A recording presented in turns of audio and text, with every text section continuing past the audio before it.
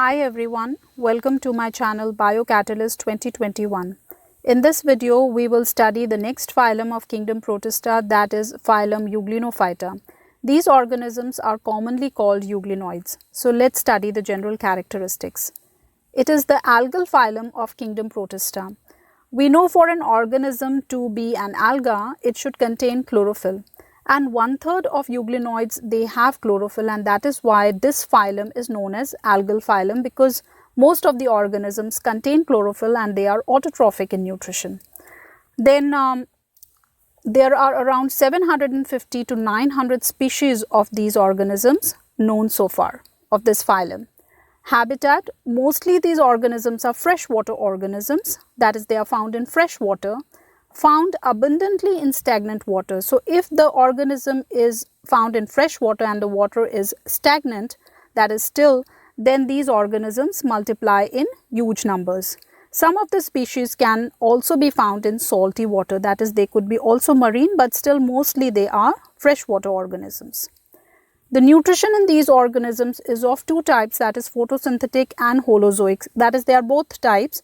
So because they have chlorophyll, that is why they can carry out photosynthesis and prepare their own food. But even being photosynthetic, they can also ingest dissolved or particulate food through their cell if necessary. So then they can carry out holozoic nutrition.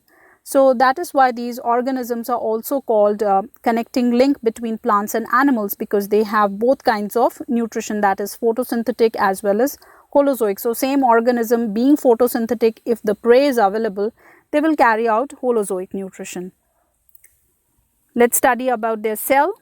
These organisms are spindle shaped, that is the cell of these organisms is pointed at the two ends, that is called spindle shaped when it is pointed at both the ends.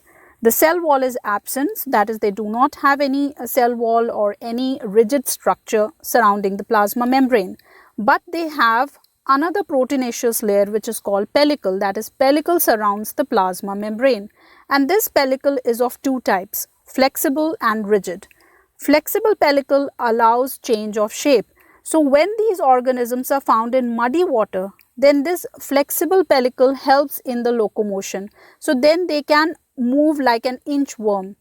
So that is the main function of this pellicle if it is a flexible pellicle present.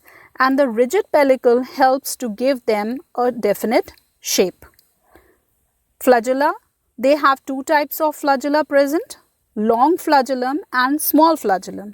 The longer flagellum is the functional flagellum. So when we look at the figure, the long whip-like structure which is seen is the longer functional flagellum, and it arises from a structure called reservoir. This flagellum helps in locomotion of this organism, that is it can move in water. The smaller flagellum is a non-functional flagellum. It remains in the reservoir, that it does not protrude out. Then let's see the next figure. You can see a red spot. This red spot is called stigma. Stigma is present near the base of the flagella. Now what is stigma? It is also called eye spot, and it is a reddish colored structure which is a light sensitive device. And because it is present, because these organisms are autotrophic, and if they need to follow autotrophic nutrition, then this stigma helps these organisms to detect light and move in that direction so that they can prepare their own food. This particular stigma or eye spot is present near the base of a flagella. Then let's look at the next one. So here food is stored as a carbohydrate reserve which is called Paramylon. In this diagram we can see these whitish cylindrical structures. These are either circular or they are cylindrical, and they are present throughout the cell. This is a carbohydrate reserve which is present in the cell to store the food. So that is present throughout their cell, and whenever they need it, they use it as a food reserve. There is a contractile vacuole present, and this contractile vacuole is used to remove excess water from the interior of the cell.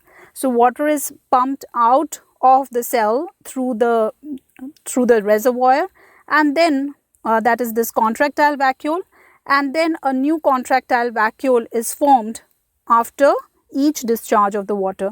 So this contractile vacuole collects the excess water, it moves towards the reservoir, expels the water, and then a new contractile vacuole is formed. The reproduction in these organisms is only asexual reproduction, and that is by binary fission. So one cell divides equally into two cells, that is binary fission, but that kind of reproduction is only seen in these organisms.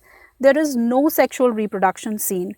So this is also one of the striking characteristic of this particular phylum, because some biologists actually consider this group of organisms as connecting link between plants and animals. But because the reproduction is only asexual, that is, there is no sexual reproduction seen.